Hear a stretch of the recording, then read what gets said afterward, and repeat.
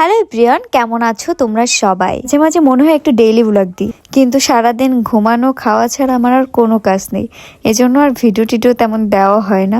আজকের একটা mini blog তোমাদের সাথে আমি শেয়ার করব। সকালে একটু তাড়াতাড়ি ওঠার চেষ্টা করি, বাট কোনো দিনও আমি উঠতে পারি না, আর এই ঘুমের জন্য আমার অনেকগুলা ক্লাস মিস গিয়েছে। আজকে বিকেলবেলা হঠাৎ করে মনে হলো যে আজকে একটু ফ্রাইড রাইস আর চিলি চিকেন খাবো। বাসায় সবার মতামত নিলাম, সবাই বললো হ্যাঁ ঠিক আছে করাই যায়। দেন সবাই মিলে কাজে লেগে পড়লাম। বিশালকে পাঠিয়েছিলাম প্রথমে বাজারে, কারণ বাসায় অনেক কিছু ছিল না, সেগুলো আনাইতে। তারপর আস্তে আস্তে আমরা সবাই মিলে গুছিয়ে নিয়েছিলাম আমাদের যা যা লাগবে। প্রথমে আমার চিকেনগুলো সব ভেঙে গিয়েছিল, আমি জানি না হয়তো বা কিছু একটা কম হয়ে গিয়েছে। বাই দা ওয়ে, তোমরা অনেকেই ভাবছো এখানে লেগ পিস কি করছে, আসলে এটা আমাদের বিড়ালের জন্য। আমরা খাবো আর বিড়াল খাবে না, এটা কিভাবে হয় বলো? কালকে যেহেতু পৌষ পার্বণ, আর এখানে মা চাল ঝেড়ে নিচ্ছিল, কারণ কালকে আমাদের পিঠা বানানো হবে। ধ্রুব তো অনেক হ্যাপি, ও অ্যাকচুয়ালি এইসব খাবার খুব বেশি পছন্দ করে। আর এই একটা ছোট ক্যাপসিকাম আমার কাছে নিয়েছে মাত্র 100 টাকা, ভাবা যায়। যাই হোক, আর কিছু বললাম না।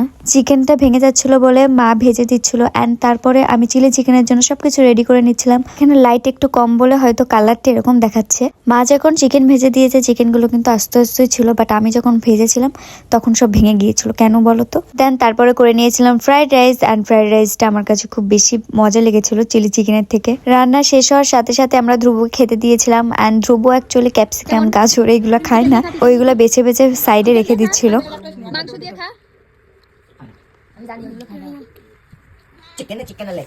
গরম কেমন মজা?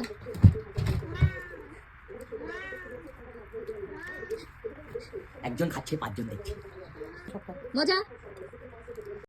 দেন তারপরে আমরাও সবাই খেতে বসেছিলাম, অ্যান্ড আসলে চিলি চিকেন অ্যান্ড ফ্রাইড রাইসটা অনেক মজা হয়েছিল। এটা ছিল আমার চিলি চিকেন বানানোর ভিডিও। কেমন লেগেছে অবশ্যই কমেন্ট করে জানাবে।